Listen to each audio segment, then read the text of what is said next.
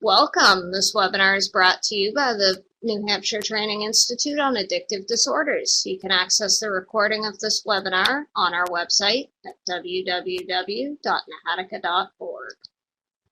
After completing this webinar, please upload and complete the quiz if you're interested in receiving a certificate. You can find the quiz in the file pod throughout this presentation on our website at nahatica.org, or you can email us at the Training Institute at nahatica.org. You can email, mail, or fax the quiz. Contact information is on the quiz itself. If you're a member of Nahatica and LADC, the certificate for this webinar is free. If you aren't a member, the fee is $15. You'll receive a certificate worth 1 CE once you have completed and passed the quiz and paid for the webinar, if applicable, within 21 business days of sending in your quiz. Throughout the New Hampshire Training Institute on Addictive Disorders, this 1-hour event is pre-approved by the New Hampshire Board of Licensing for alcohol and other drug use professionals, as well as the MBCC. And if you have any trouble viewing this webinar, audio problems, or have any technical questions, please contact us at 603-225-7060. Please email any questions regarding the material you see today to traininginstitute@nahatica.org. You can find and upload these introduction slides in the file pod to the right of your screen. And with that, I'm going to turn you over to Cheryl Pacapelli to talk about how to talk about substance use disorder. Thank you so much. So today, my name is Cheryl Pacapelli, and I want to thank you for joining me today as we talk about the language and stigma associated with substance use disorder. I am the project director at Harbor Homes for the Peer Recovery Support Services Facilitating Organization. So, exactly who am I? I'm many things. I'm a mom, a grandmother, a daughter, a sister, a friend, and a person who has a lifelong medical condition known as substance use disorder. I have been in long-term recovery since June of 1989, and what that means to me is that I have not used alcohol or other drugs and been able to learn how to cope with life much better than I had been able to prior to entering recovery. I still today practice prevention every day in order to maintain and sustain my recovery. I have been a recovery advocate since 2004 when I began trying to reduce the stigma associated with SUD. I believe that changing our language is a critical first step. Today I'll be discussing what is stigma, trying to understand how it affects people seeking help. So what is stigma?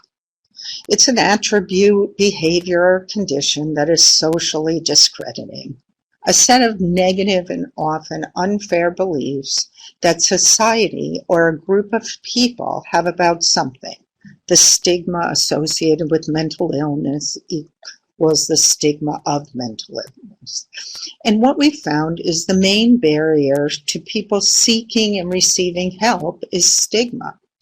So why do we in the recovery community wish to eliminate stigma that exists for those in recovery and those seeking help?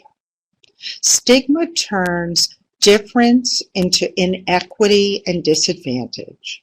Stigma maintains and upholds inequitable structures.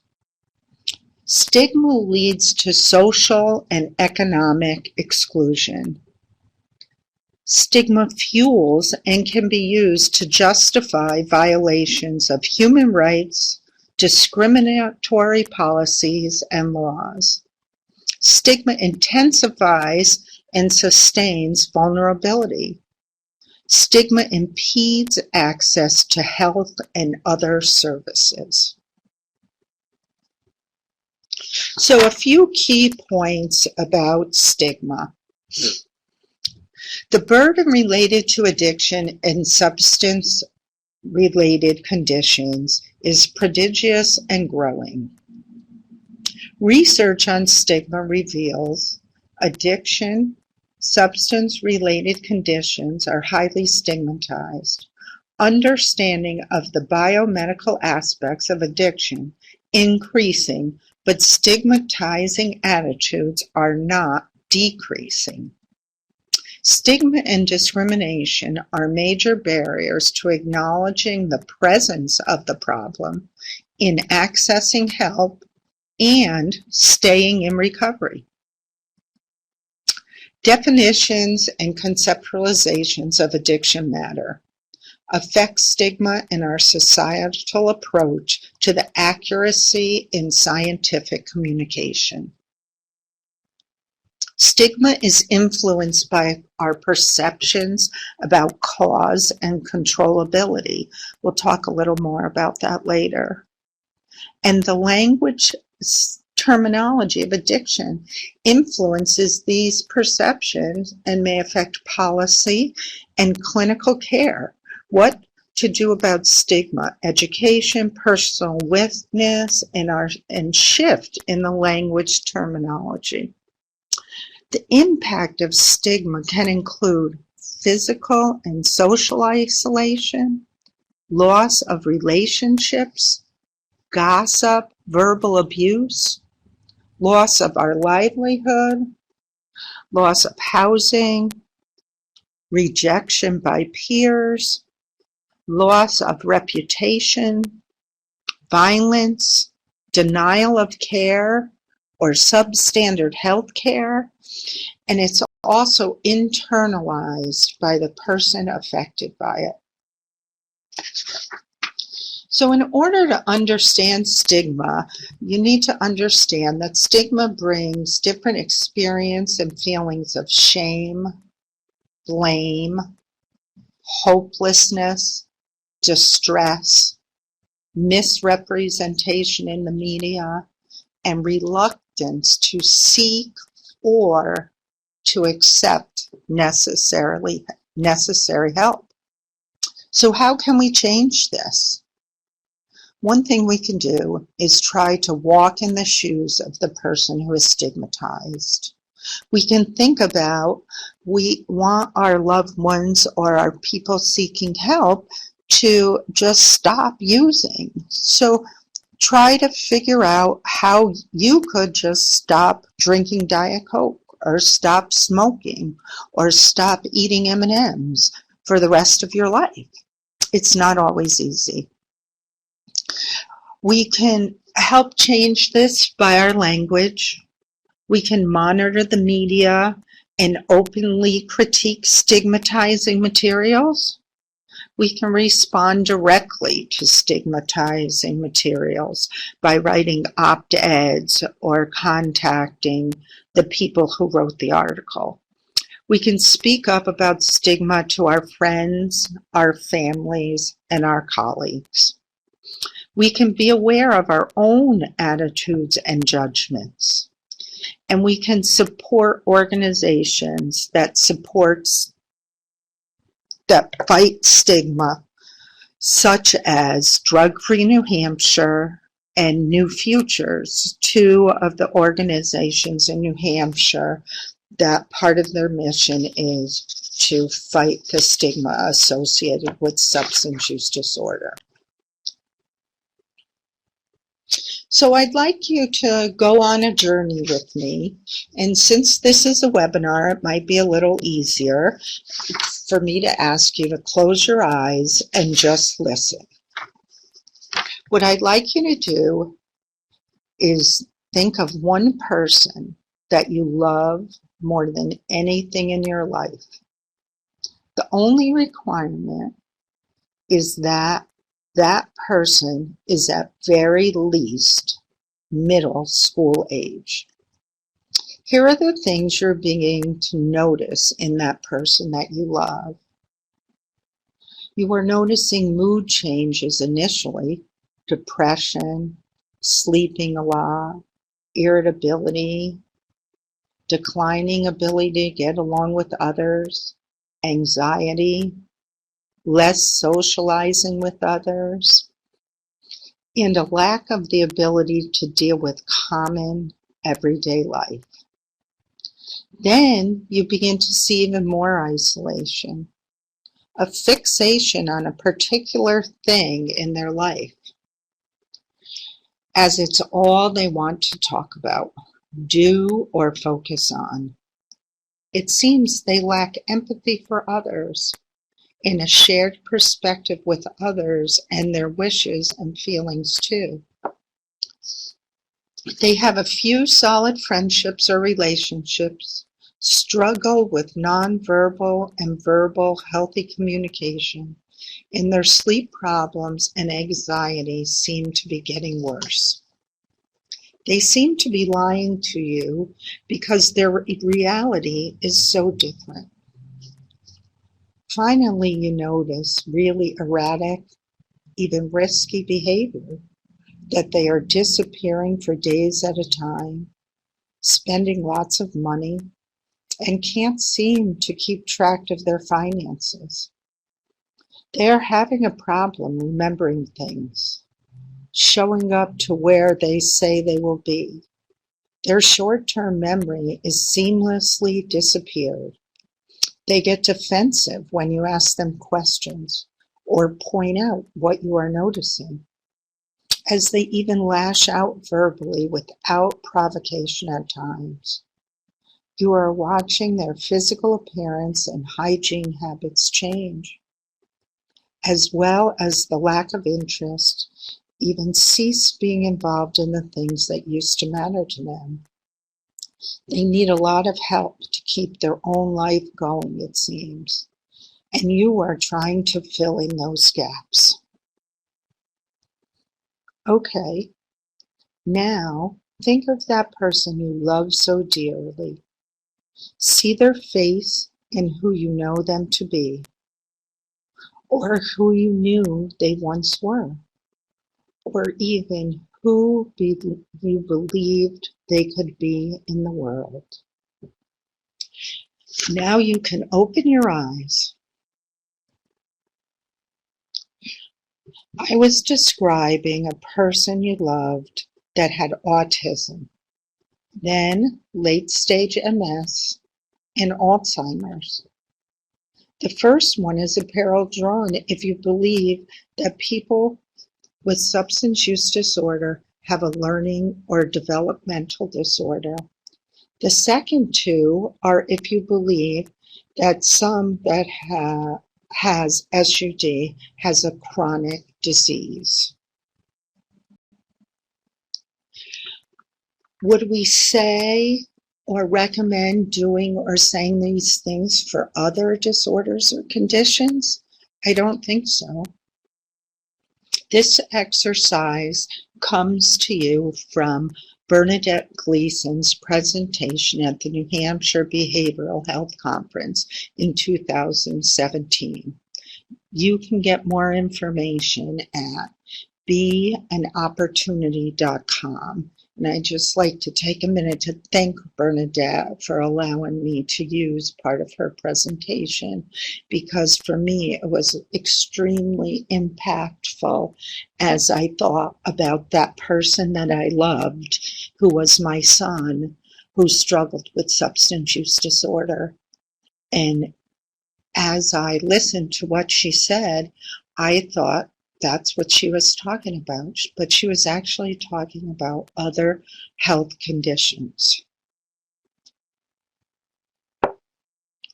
So when we talk about stigma causes us to be in darkness and isolation, but the truth is in light, opportunity, and education. The barrier, the number one barrier that everyone agrees on to people seeking and asking for help is the stigma associated with substance use disorder. So we definitely want to knock this out.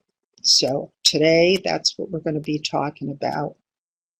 So the truth is that Initiate and sustained recovery. We must examine our deep-seated stigmas and biases that the vast majority of us carry regarding substance use disorder and addiction. Substance use disorder is a chronic medical condition and has symptomology that is difficult, trying, unpredictable, and even ugly.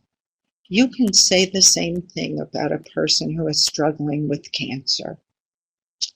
Also, many chronic medical conditions can be lessened and or go into remission with lifestyle changes. All of this comes from the National Center for Biotechnology Information. Another truth is that this is a chronic, lifelong condition. And with the right support, recovery is not only possible, but probable. But it must be managed. It's complex, and many people must be there for the long haul. There are 25 million people in recovery in this country.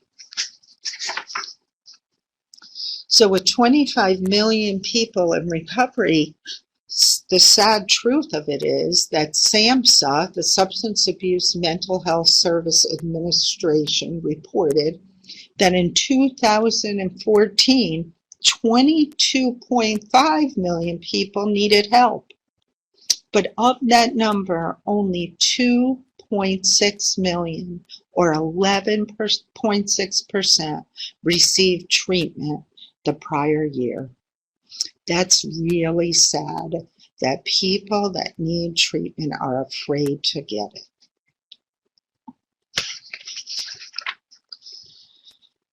Another truth written by William White, who is a writer on addiction and recovery policy, and his many papers can be found at williamwhitepapers.com, where he writes about the history of alcoholism, the treatment industry, and the emergence of recovery support services as part of the continuum of care, says that recovery momentum, if there is a natural developmental momentum within the course of alcohol and other drug problems, it is toward remission and recovery.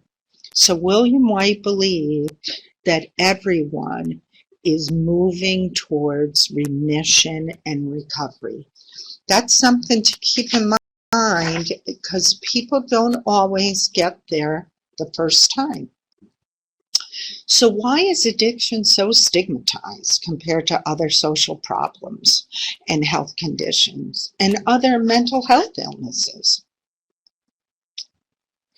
So some of the factors that control stigma, as you can see from this chart, is that stigma increases when people believe that it is their fault and they really can help it. Stigma goes up exponentially, but stigma decreases when people understand it's not their fault and they can't help it. So if we can try to walk in their shoes and understand that it's not their fault and they can't help it, the stigma will decrease and hopefully people will be able to get help more quickly. I don't know of anyone who grows up hoping they will become addicted to any kind of substance. They don't grow up thinking, oh my God, I wish I can have an addiction when I get older. So now we have a discussion question. So the question is, stigma brings the experience and feelings of A, shame, B, blame, C, hopelessness, D, distress, E, all of the above. I'll give you a minute to decide which answer you want to pick. And the answer is E, all of the above.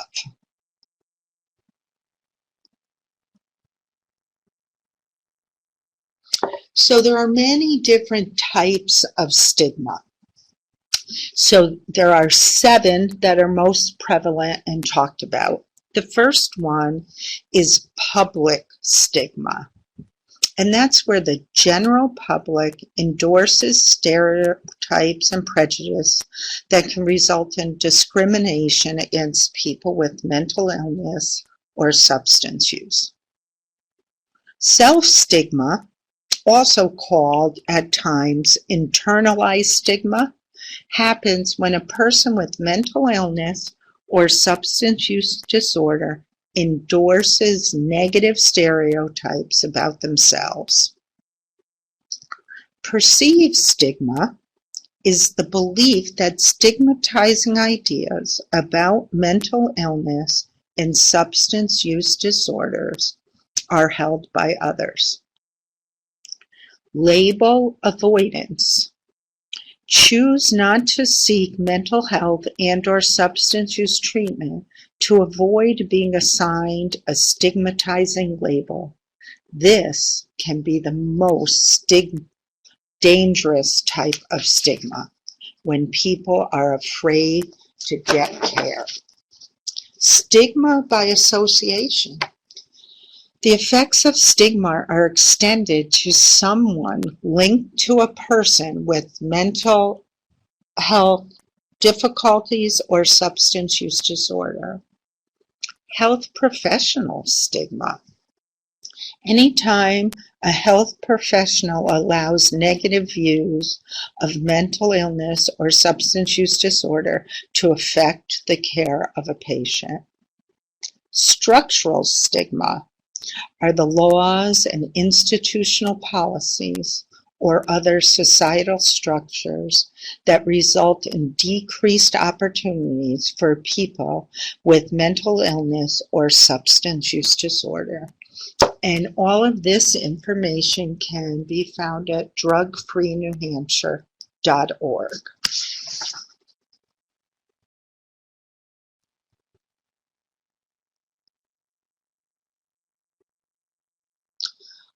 What other things can we do about stigma and discrimination in addiction? We can educate people about the true nature of substance use disorder, but also stress that it's treatable and most recover. We can bear personal witness by putting a face and voice on recovery and telling our stories.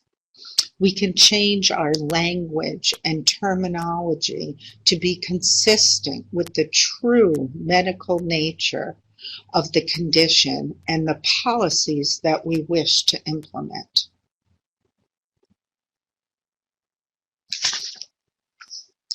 So, in 2016, the first ever Surgeon General's report on alcohol, drugs, and health reviews what we know about substance misuse and how you can use that knowledge to address substance misuse and its related consequences. We can never forget the faces of substance use disorder are real people. They are our beloved family member, a friend, a colleague, or ourselves. How we talk about substance use disorder really matters. You can download the full Surgeon General's report at addiction.surgeongeneral.gov. I stress that this was the first time that the Surgeon General had ever put out a report like this. And if people remember, I don't remember But when the Surgeon General put out a report on the effects of nicotine and smoking, that's what started a 25 or 30-year effort to reduce people smoking by putting warnings on cigarette packets and stopping commercials that had people smoking and stopping people from smoking in movies or television shows. So the impact on addiction to nicotine was great. So we're hoping that this Facing Addiction in America will have the same impact. So does it really matter how we refer to individuals with a substance-related condition? So John Kelly and Cassandra Westerhoff published a report. It was a randomized study of two commonly used terms. And they believe, and it was in the International Journal of Drug Policy. So how we talk and write about these conditions and individuals suffering from them really does matter.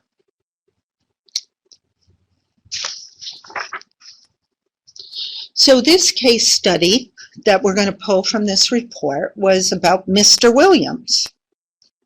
So Mr. Williams was a substance abuser. Mr. Williams is a substance abuser and is attending a treatment program through the court. As part of the program, Mr. Williams is required to remain abstinent from alcohol and other drugs. This was the note in Mr. Williams' case notes about Mr. Williams. Now, Mr. Williams with a substance use disorder. Mr. Williams is a substance abuser and is attending, that should say, Mr. Williams has a substance use disorder and is attending treatment through the court. As part of the program, Mr. Williams is required to remain abstinent from alcohol and other drugs. So Dr. John Kelly and Cassandra Westerhoff stress the importance of how we talk and write about substance use disorder. Compared to those in substance use disorder condition and those in substance abuser condition, agreed more with the idea that the individual was personally culpable and needed punishment. So when Mr. Williams was referred to a substance abuser, he didn't always get the treatment that he needed and was certainly not treated with the dignity and respect that he got when he was referred to as having a substance use disorder. So just that minor language change can influence how people are treated while they're in treatment and after they leave treatment.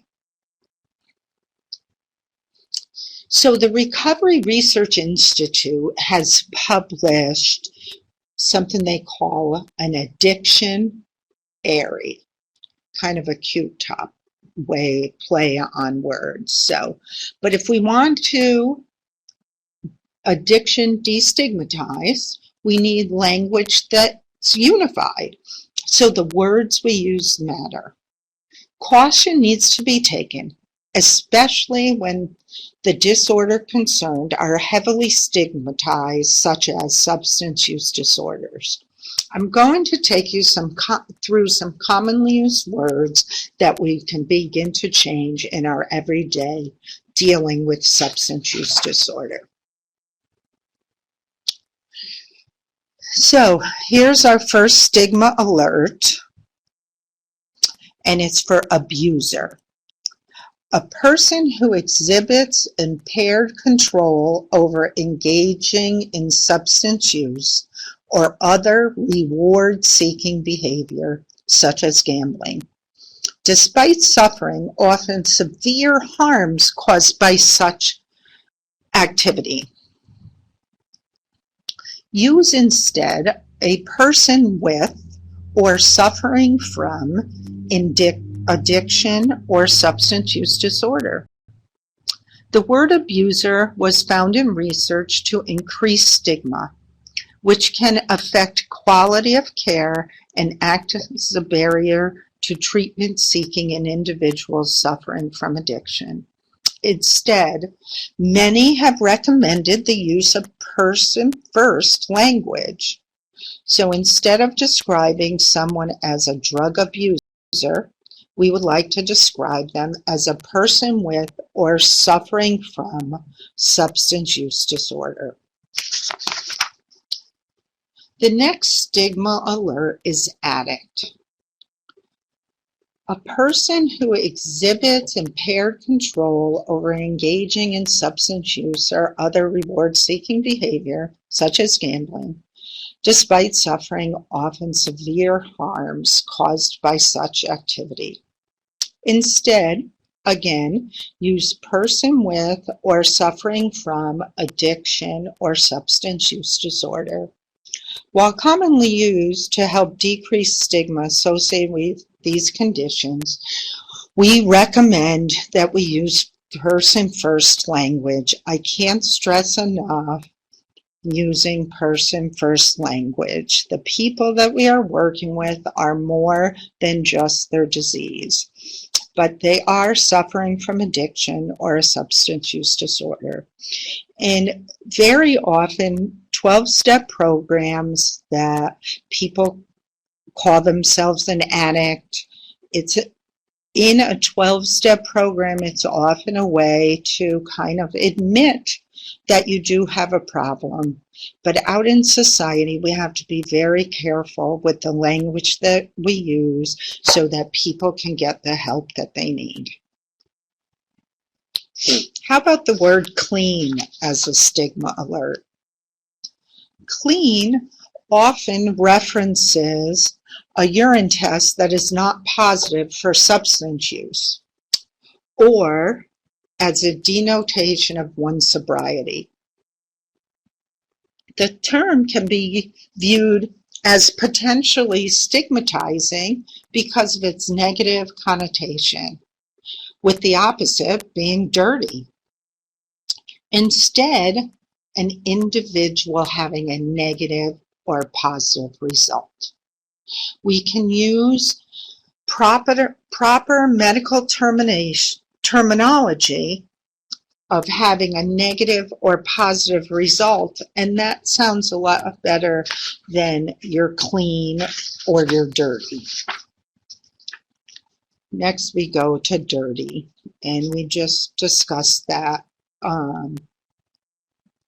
that it's a reference to a drug test, urine test, that has a positive result for substance use. The person is still using substance. This term is viewed as stigmatizing because of its negative connotation. Instead, we can use that they have a positive drug screen. So drug. You'd never think that that would have a stigma alert. But a drug can mean either a medication or a non-medically used psychoactive substance. The term drug has a stigma alert due to the ambiguity of the term. This ambiguity may create a barrier to accessing prescription medications in cases where their use is medically appropriate. Many advocates instead use medication or non-medically used psychoactive substances to decrease stigma and speak with greater specificity. Enabling. A lot of times people talk about enabling and actions that typically involve removing or diminishing the naturally occurring negative consequence resulting from substance use, increasing the likelihood of disease progression. This term has a stigma alert due to its imprints of judgment and blame. Lapse. It's a non-technical term, also referred to as a slip, used to imply a short-term resumption of substance use or heavily hazardous use for a night or a day that is followed by a return to the original goal of moderate use or abstinence. Use instead terms like resumed or experienced a reoccurrence of substance use disorder symptoms. This term has a stigma alert due to the term's moral meanings rooted in morality and religion. For example, a lapse in grace, and an implied accidental manifestation, a lapse in judgment. Many advocates instead use the term resumed or experienced a reoccurrence of substance use disorder symptoms, as we continue to try to talk about this in more of a medical model. So here we have another discussion question. Which terminology is less stigmatizing? Substance abuser or person with a substance use disorder?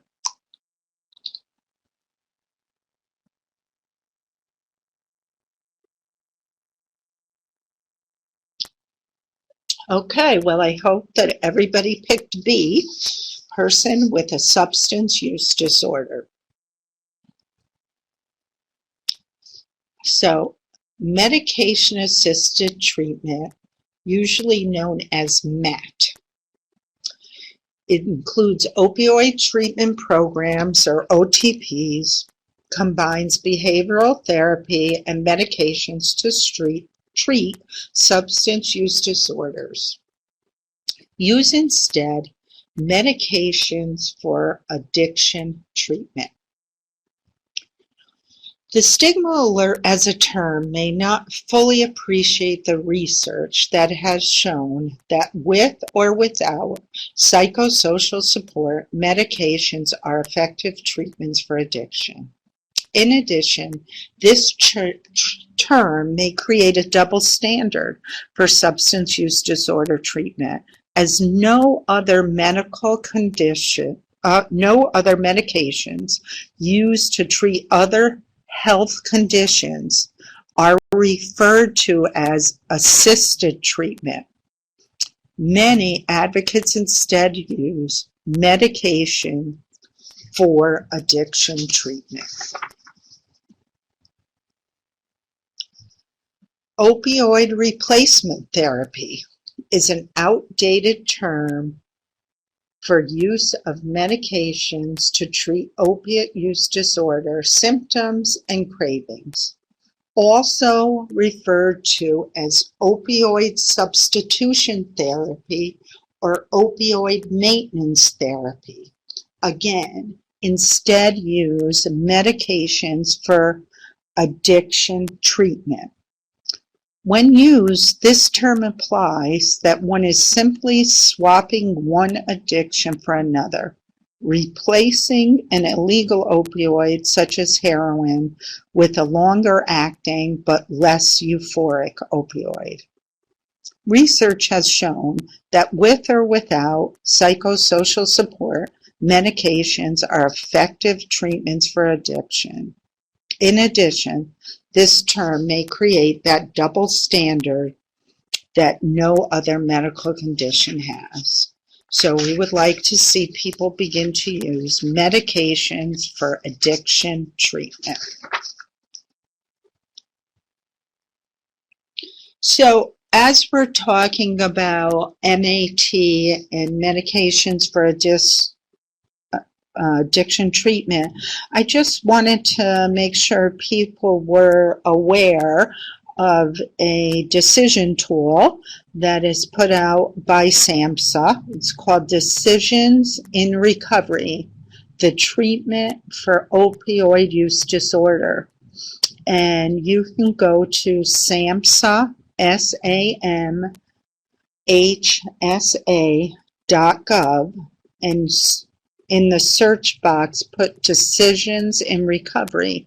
And this tool was developed by Brass Tacks, which is called Bringing Recovery Support Services to Scale Technical Assistance Center.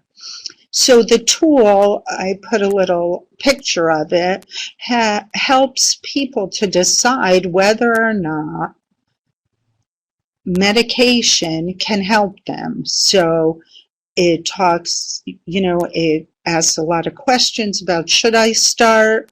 Which medication is good for me? How do I start? And it also has different recovery tools. So many people have questions about medication-assisted treatment and medication-assisted recovery. And this tool will help the people and individuals you work with make the best decisions for them.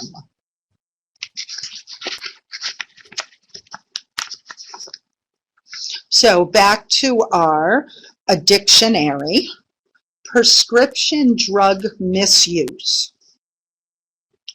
The use of medication without a prescription, or the usage of a drug in a way other than as prescribed, or for the experience or feeling elicited.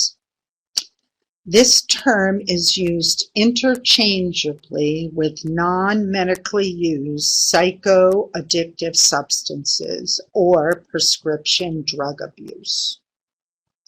The term has a stigma alert due to the word misuse, which is an expression of judgment.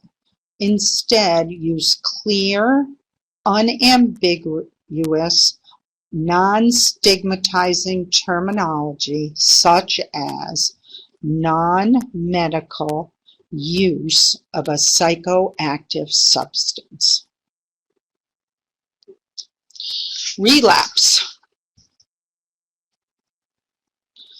Relapse often indicates a reoccurrence of substance use. More technically, it would indicate the reoccurrence or reinstatement of substance use disorder and will require an individual to be in remission prior to the occurrence of a relapse. The highest risk for a reoccurrence of a substance use disorder symptoms occurs during the first 90 days following the initial intervention. The risk for reoccurrence of symptoms decreases after 90 days. This indicates that individuals attempting to recover from substance use disorder need the most intensive support during this first 3-month period. As individuals are experiencing substantial physiological, psychological, and social changes during this early recovery phase, there is typically a greater sensitivity to stress that makes continued recovery challenging. This term has a stigma alert as it implies a moral failure. Instead, use morally neutral terms such as resumed or experienced a reoccurrence of symptoms. A slip. It's another non-technical term also referred to as a lapse, used to imply short-term resumption of substance use or heavily hazardous use for a night or a day that is followed by return to the original goal of moderate use or abstinence. This term has a stigma alert due to the term's implication of culpability and implied accidental manifestation. Oops, I just slipped on a banana peel. Instead, use terms such as resumed or experienced a reoccurrence of substance use disorder symptoms. I know that this is going to be difficult. These words and terminology are ingrained in us, very much so. We use them all the time. So I would ask that we really take some time to think about how we can do simple things to change the language that we use when we're working with people with substance use disorder. Substance misuse and substance abuse. The use of a substance for unintended or intended purposes in improper amounts or doses. This term has a stigma alert due to its inference of judgment and blame. Instead, many recommend using terms substance use or non-medical use.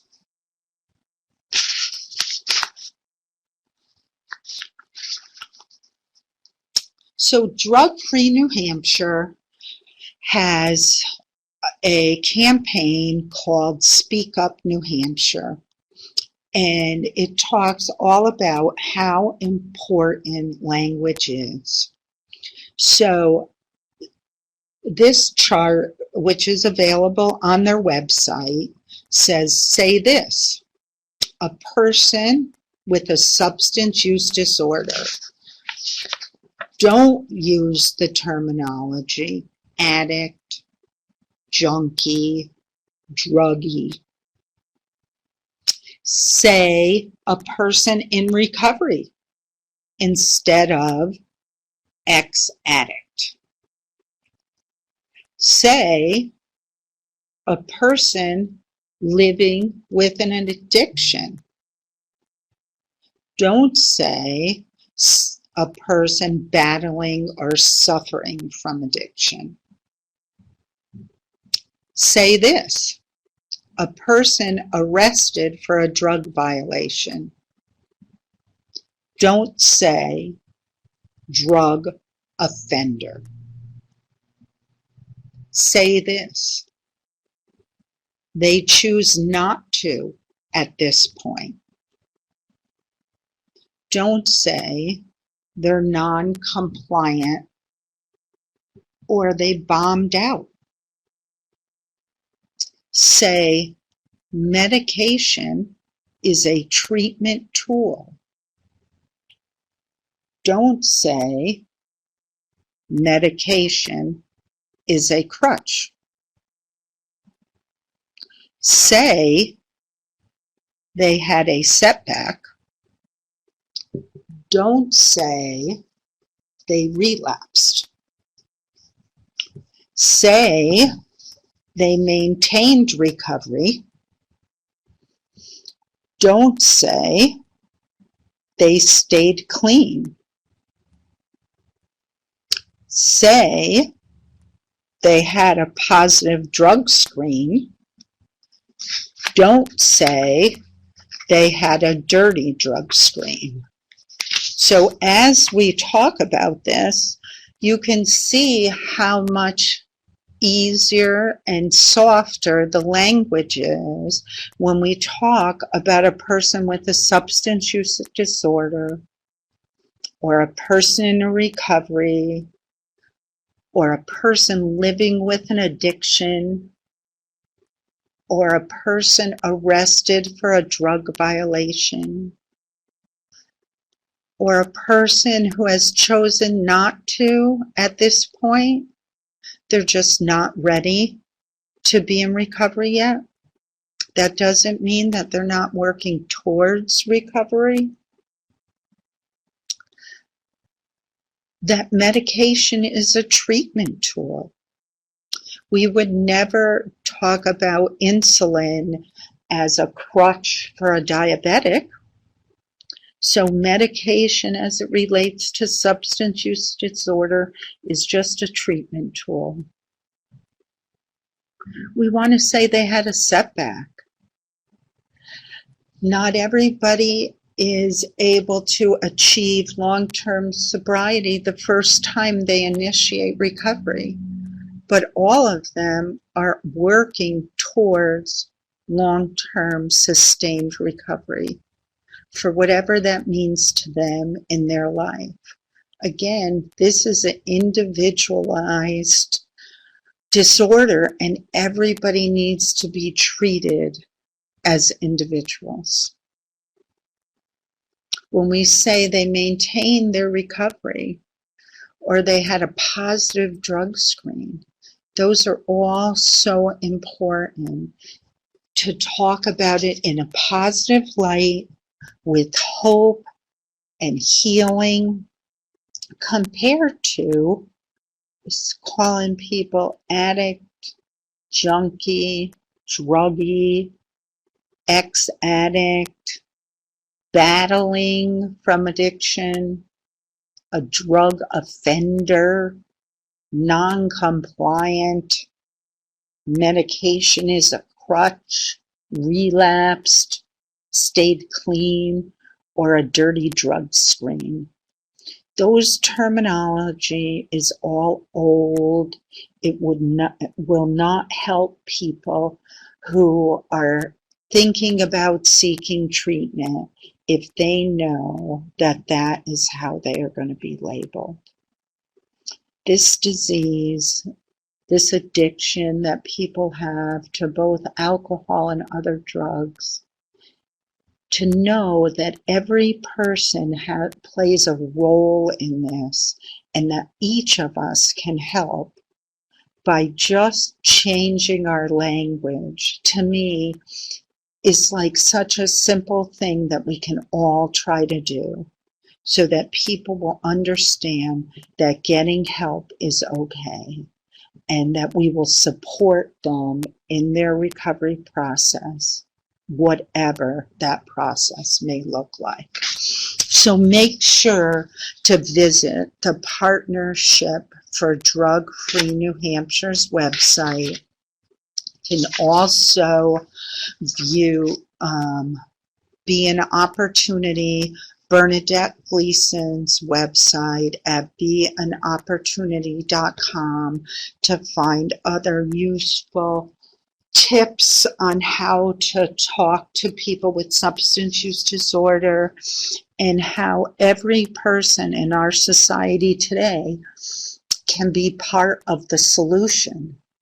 Every single person can be part of the solution, and that we need to remember to treat people who are suffering with substance use disorder with dignity and respect. They have a chronic medical condition that is destabilizing and that is so hard to ask for help. So if you can, just smile and say hello, offer a cup of coffee or a friendly hand, or just listen, and let them know that help is available and that they can recover, and that there are millions of people in this world today who are in recovery. So what else can we do? We can acknowledge the legitimacy of multiple pathways and styles of recovery. I remember when I got out of my 28-day treatment program that today I was so realized how blessed I was to get that. They only told me that there was one pathway to recovery, and that was a 12-step program. And now, while that worked for me, I now know that there are many different pathways to recovery besides 12-step program. So people find recovery in church. People find recovery within their family. People find recovery through yoga, through creative writing, through expressing themselves through art. People find recovery through smart recovery. People find recovery through online sources. Women in Sobriety, intherooms.com are all different ways that people find recovery. There's refuge recovery that is new on the East Coast. That's a Buddhist type recovery that people are raving about. Let the people that you are working with know that there are other choices for recovery besides a 12-step program. 12-step programs are all over the world and the country, but they don't work for everybody. Also know that within New Hampshire, there are recovery community centers throughout the state. The organization that I work for as the facilitating organization for peer recovery supports now have 11 recovery community centers throughout New Hampshire. And they are in Littleton, Keene, Laconia, Nashua, Tilton, Dover, Durham, Rochester, Seabrook, Portsmouth. I think I got them all. But you can certainly contact me for more information about where they are and the different services that they provide. Services like telephone recovery support or recovery coaching. Not everybody has transportation to get into a recovery community center, so we provide support over the phone. These are simple things that we can start telling the people that we're working with, struggling with substance use disorder, that there are supports for them out there. We can also promote a philosophy of choice in post-treatment recovery support, which means that whoever we're working with a substance use disorder knows what they need to recover, and they should get information about all the resources available to them and how to access them. Everyone should become an expert on the varieties of recovery pathways and recovery experiences. There are so many people trained as addiction experts. It's time that we all become recovery experts. So I'd like to thank you all for taking the time to listen to this webinar. I hope that you found it enlightening and that you will take time in your day to think about how you can start talking about substance use disorder in a different way. And my contact information is on the screen, and that is my cell phone number, and I am more than happy to talk to anybody about how I can be of assistance. Again, thank you very much, and thank you, Nahatika, for having me here today.